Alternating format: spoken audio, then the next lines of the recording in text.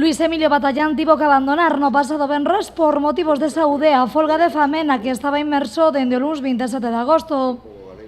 E o que temos os cidadáns cando hai abuso de poder, só temos dúas cousas: confiar na xusticia, eu confío no Tribunal Supremo, e confiar na independencia dos medios, que é o único que pode acabar con este abuso de poder. E despois, a miña idea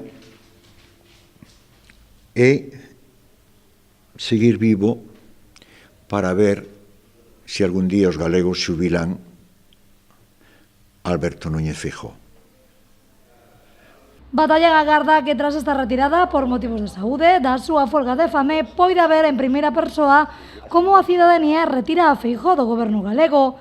Feijóo, un gobernante e un presidente o que Batallán cualificou como campeón dos recortes.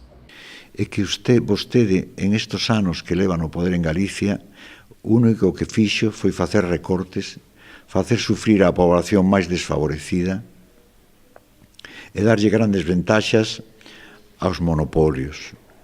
Que transferencias pediu usted para Galicia en estes anos? Onde están as transferencias de tráfico, a Policía Autonómica, a AP9?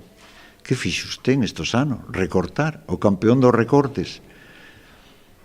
Eu penso que vostede non é un presidente digno de estar en Galicia. Esa é a miña opinión personal. En termos de medicina, Batallán chegou a dicir nesta xornada que Galicia ten astenia, anorexia e anemia e un cancro que se chama Alberto Núñez Feijóo.